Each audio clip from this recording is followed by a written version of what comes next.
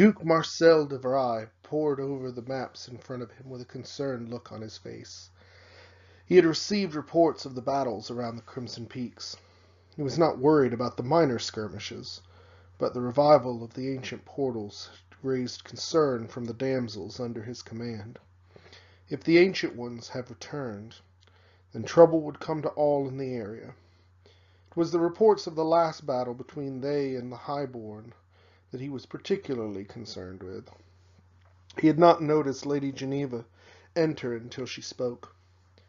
"My lord, if I may have a moment of your time," the wizardess spoke, bowing slightly to her duke.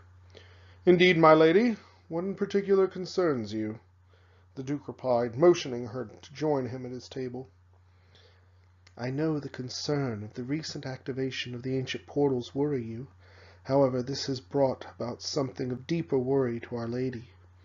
The Highborn, in their last victory, retreated to Brightwind Cove," the damsel responded, a grave look crossing her face. "Duke Laguerre and his troops are taking the body of Sir Galenta to the chapel there for burial. I believe the elves do not know that it is holy ground, and Duke Laguerre is grieving for the loss of his childhood friend. I feel this will not bode well for either side if the elves are indeed camped within the cove." De Vry stared for a moment, lost in thought. He remembered the last battle against the dark gods, when Sir Galenta lost his life battling the priests of the dark gods in one-on-one combat. The paladin slayed the priest, but received a mortal wound. De Vry managed to get to his friend just as he took his last breath. He saw their other friend, Laguerre, approaching, tears welling up on his face. The two childhood friends held their comrade in their arms, even as the remaining dark god's troops fell upon them. De Vry then snapped back, as if smacked in his face, a stern look crossing his brow. "Send Sir Denault to warn Laguerre about the Highborn. I just pray to the lady that he arrives in time. With the return of the ancients, we need all our strength and allies. A misunderstanding could lead to the enslavement of us all." All right, welcome to another narrative battle report. This one is Skip's Kingdom of Equitaine versus Michael's Highborn Elves. They decided to do a big old game, 5,000 points for this narrative battle. This actually, at this point, is the largest narrative battle we've done, so should be pretty interesting. Okay, so starting with the Kingdoms of Equitaine for deployment, off to the side there is the Green Knight. He will be ambushing him in. Next to that is a unit of 8 Knights of the Grail with full command and the Rending Banner. Also there is his general, a Grail Duke with the Dragon Lance, Crusader's Helm, Potion of Swiftness, and Virtue of Might. Big old points there. Right in front of them is a unit of the Yeoman Outriders, just 5 of them. Next to that is a unit of 10 Peasant Bowmen with a Musician. Then he has a unit of Peasant Crusaders, 25 strong, with full command. They have the Sacred Reliquary with them. Behind that is a Trebuchet. Next to that unit, he's actually borrowing my Dwarf crossbow, bolt thrower to use as his Scorpion. Then there is another unit of 10 Peasant Bowmen stretched out way long. Then he has a unit of, I believe those are the normal knights? The Realm Knights? Yeah, Knights of the Realm. Full command and nothing else special with them. With them is his damsel, who is bearing the Dispel Scroll. She has Wizard Master 4 spells from the lore of Divination. And then the final is 9 Knights Aspirant with the Banner of the Last Charge and full command there. Hanging out with them is his battle standard bearer, a paladin with the glittering cuirass, and the virtue of daring. So then on the Highborn Elves side, we have one unit of 10 Knights of Rima with the War Banner of Rima and full command. With them is Prince Thal Victus, Elven Prince of Rima, Elven Horse, Dragon Forged Armor, Shield, and the Ogre Sword. Then he has a Fire Phoenix. Then he has a unit of 20 Sea Guard. Yeah, 20 Sea Guard with full command. And hanging in there is the Lady Mage, level Wizard Master, 4 spells out of Pyromancy with no further upgrades. Next to that is a unit of 20 Sword Masters with full command. Then there's a unit of the first unit had 19 Sea Guard. This unit has 20 Sea Guard, full command. Then there is a unit of Highborn Lancers, 10 of them with full command. And then at the far end, there is another 10 Knights of Rima, also with full command. Lots of knights. So we go to Vanguard. Obviously, the yeomen get Vanguard, and Skip decided to push them straight up, hoping to trick out the Knights of Rima so that he can charge his Grail Knights into them. But the Highborn Elves go first turn and decide to send the Phoenix instead of the Knights. The Phoenix does his sweeping attack, kills all but one of the yeomen. The remaining yeoman panics and runs off towards the middle of the board. Then everything else here just advances. Michael is worried about the Knights, but he's still got a good range, so he's not really getting too close at this point. And in come the Thals, Knights of Rima, behind the Phoenix. He ends up deciding to try and take out the Scorpion first. During magic, Hux 2d6, strength 4 flaming, hits on it, and does 4 of the 5 wounds needed to kill it. And then he does some shooting at the peasants, and between both units shooting at the peasants, both of his Sea Guard units shooting at the peasants, he inflicts a grand total of 2 wounds. So that could have been a heck of a lot better. So we go to Kingdoms of Equitaine, turn 1. Equitaine does no charges, so we roll for rally, and that yeoman is still hauling ass. And up here is his movements. You see, basically he starts pushing forward the peasants in the center, brings up the archers here as chaff, and starts moving his knights around either side of the forest on the right. The Grail Knights, he's not moving up. He doesn't want to get... There's enough of a gap where if he charges the Phoenix over at something over there, that the Knights of Rima can get to him if he gets any closer, so he's holding back to see how things develop there. So he decides not to risk any magic because there's nothing he feels is absolutely necessary at this range. Opens up, and the archers... No, that couldn't have been the archers. Must have been the trebuchet. Trebuchet drops a rock. The trebuchet drops the rock. It missed, so he was doing half wounds and killed, I think, 3 of the swordsmen. Highborn Elves turn 2.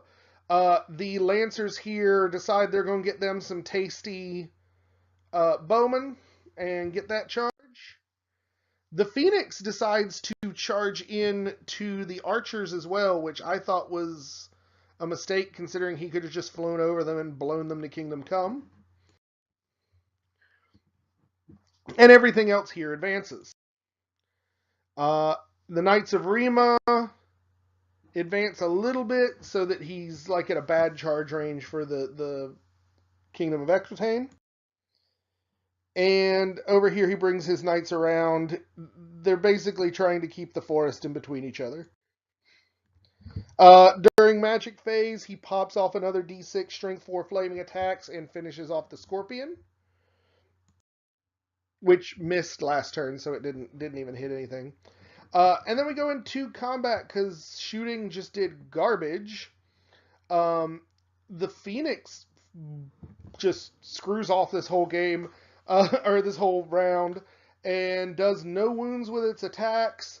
Ends up doing only 4 from the Thunderstomp it gets, which means that the peasants are stubborn and within the general's leadership, who's with the Grail Knights there, and they don't go anywhere. Now, over here, I'm going to preface this with the fact that now that I've had some time to think about it, this was done, almost 99% sure this was done wrong. But the Lancers kill off, with attacks, like all but 3 of the bowmen. Skip takes the wounds from, well, what you would be looking at from the left side of the unit going to the right.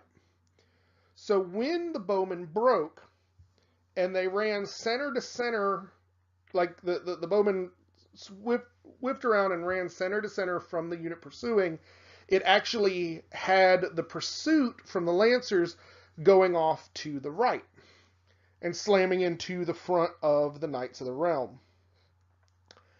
Having thought about it, later I think what should have happened is those wounds should have been taken evenly from both sides, which would have meant that the 3 guys in the middle would have survived and the overrun would have continued straight into that gap between the Knights and the peasant brick.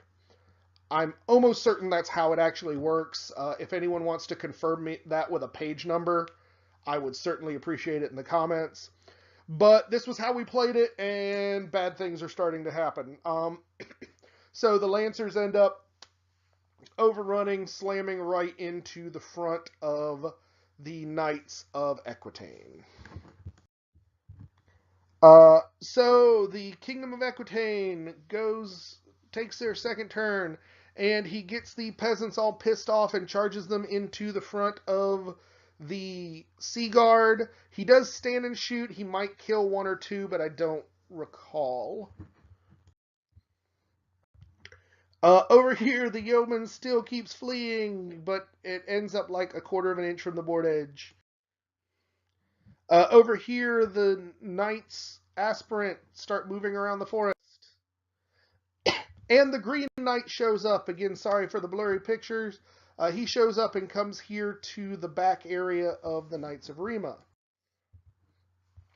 Finally, when he needs it, the magic phases start coming.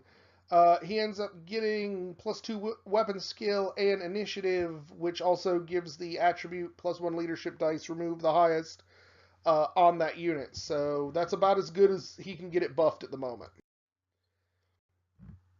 He then tries to drop another rock on one of the infantry units, misfires, and takes a wound. And the fight goes on. 2 Highborn Lancers die, and 3 Knights die. The only reason Skip didn't break here, because he loses by 1, I think. Maybe not. Maybe they bounce, because I think he's got 2 ranks to 1. Either way, so he's good, but now it's just going to be just them flapping at each other because no one has lance bonuses after this turn. Finally, the Phoenix ends up killing the peasants here. No big surprise there. And the peasants here absolutely obliterate the Sea Guard. They do have to overrun. They take a few wounds for their troubles, but those guys go bye-bye. Then the Highborn Elves turn 3. The Phoenix decides he doesn't want to hang out in front of the Grail Knights, turns around and runs off towards the Peasant Crusaders, manages to touch them and back up so that it inflicts its sweeping attack, which blows off a rank and a little bit more from the peasant unit. Certainly not a good thing. Or at least not a good thing for Skip. And then he goes ahead and turns his 2 units to embrace the coming of the Aspirant Knights after he's run his other Knights of Rima through the gap to get to the other side of the board.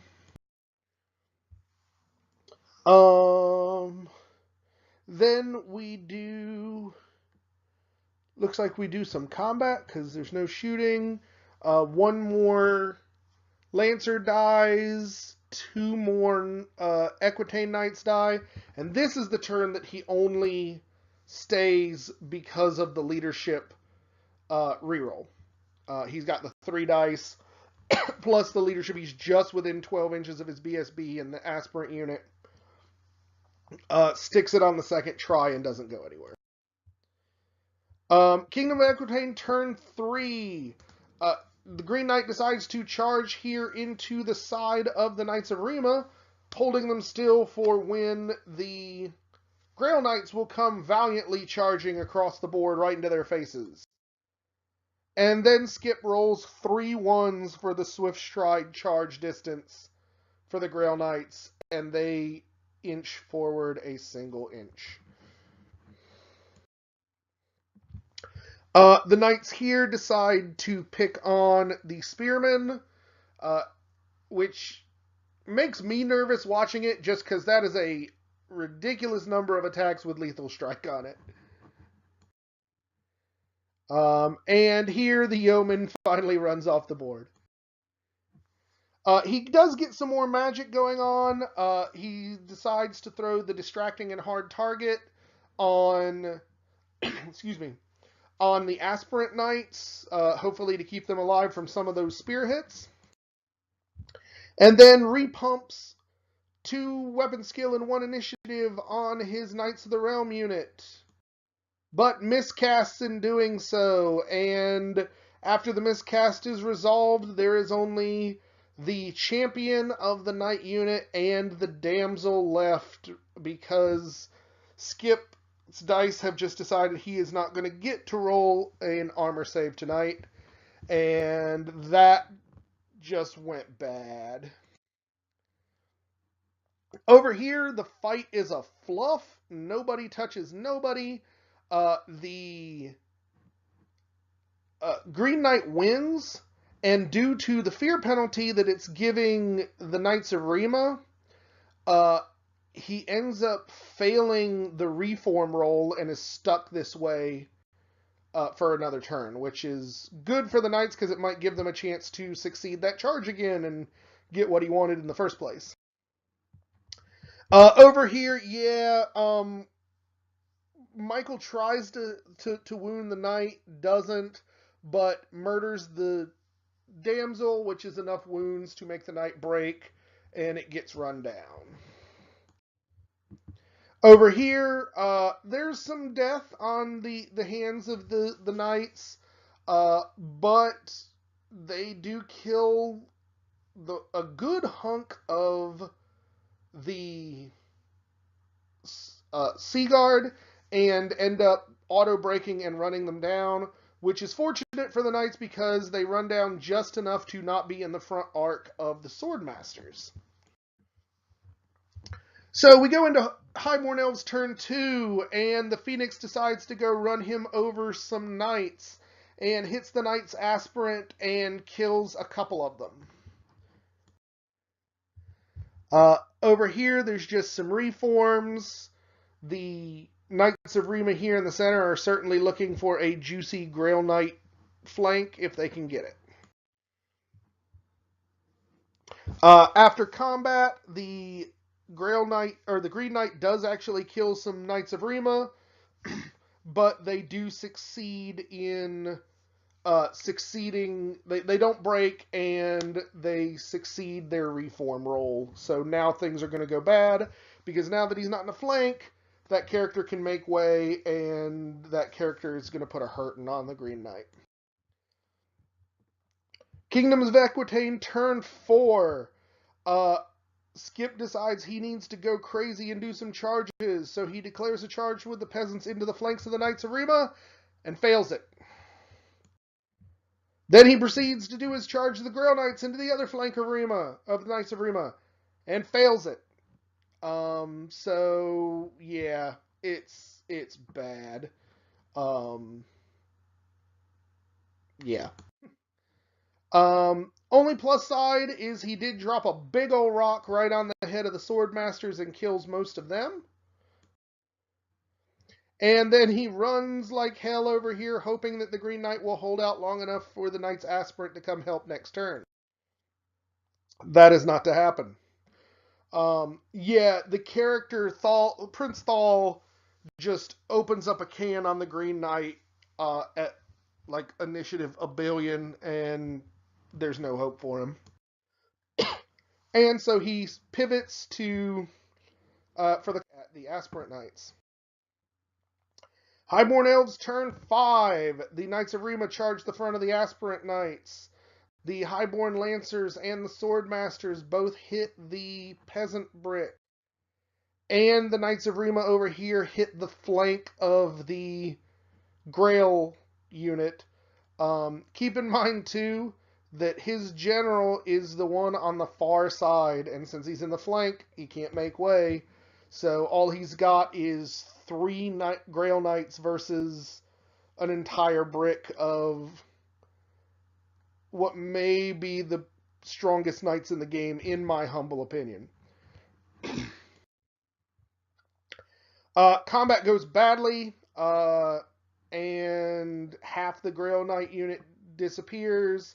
They break and do not get run down, but they are literally within the edge of the table here, and the Knights of Rima are on the hill. Over here, the killing begins, and every peasant crusader in the unit is killed. All that's left is the sacred reliquary, and it takes a wound. But it's stubborn and doesn't break.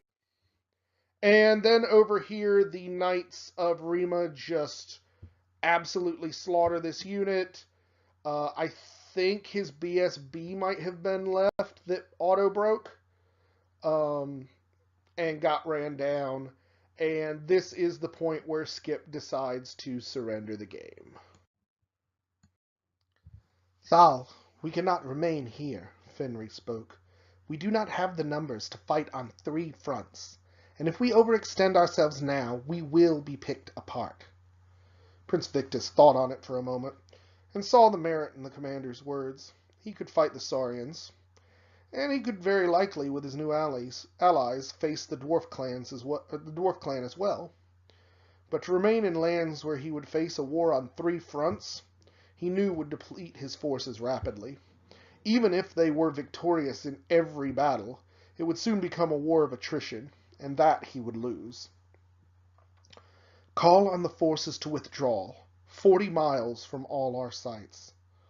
Let it be known to the other races that these areas we are vacating they may have. Thal paused, taking a measure of the carnage around him. But let them also know that we will continue our war against the ancient slavers. The commander nodded in acceptance, but had one more question. What if the other forces cross beyond those 40 miles? The prince poised his face, turning to that of an iron wall as he answered. I will personally march our army into their lands, and raise it so that no 2 stones stand atop another. With that, the prince turned his mount and made way towards the remainder of his men. He did not wish for more of his people to die, but he would show no mercy towards any that dare have the audacity to march against him. So, obviously, with the surrender, that's a Highborn Elves victory by surrender in the top of turn 5. Wow. So, we talked about this. This was a very frustrating game for Skip, in part because he spent the whole game with his Grail Knights not doing anything, which was just 1,400 points or something like that for that unit. And he feels that the biggest issues there is his deployment was bad. Um, Skip has this tendency in general, and this is kind of across his armies, to deploy his chaff and his cheap stuff first without necessarily thinking about leaving room for the rest of his army. So he ends up having his big strong points of his army way off to the sides where they can't really support each other. I mean, in this particular army, he had his general and his BSB on opposite sides of a 36-inch long battle line. So I'm hoping he's kind of seeing that and will change that deployment style up front. Other than that, Michael played it solid. The High Elves are a very strong army, in my opinion, if you don't just bring a ridiculous amount of shooting to take their infantry off the board. And I'll be honest, I don't know how you crack two 10-man Knight of Rima units. Particularly that one unit that's got the banner and the character in it, who's swinging it like they're all stringing at strength 7 or better on the charge. I guess you bring a crap ton of chaff and just like double flee all the time. I don't know. The Highborn Elves have always been a weakness to me personally, so I look at them and that army just scares the crap out of me. And they're just solid, and Michael plays it very well. I think really his only weakness as a general, and it's one I haven't figured out how to utilize for my benefit, is that he doesn't really believe in chaff, because he's willing to sacrifice any of his units, so he doesn't really see the need for specific like chaffing pieces. So maybe if I can figure out like how to better play the chaff game, that would work. But all in all, this was a rough game. I don't know that I'm as big a fan of the 5,000 points, but I haven't really played one yet, so it's hard to say. In terms of the army construction, on Skip's side, I probably would have brought more of the yeomen and maybe kept them around to protect him from getting charged after those terrible charge rolls he was getting. But throwing them up front like that right in front of the Phoenix was basically just tossing those points in the garbage. Beyond that, I don't think anything was wrong with his list. I think it was more wrong with the deployment. In terms of Michael's side, he's got a good list. And like I said, he plays it well. He definitely is leaning pretty heavy on pyromancy. It didn't really hurt him this time because Skip had targets for it, but I know I've been actually bringing more magic resistance in my armies now just to deal with it. So I could see that as kind of a weakness, but all in all, he played very solidly. And I got to give him credit. He was a trooper, because I've got like a super hate on for the High Elves right now. And I pretty much spent this whole game like from the sidelines bitching about how busted some of their units, well, most of their units are.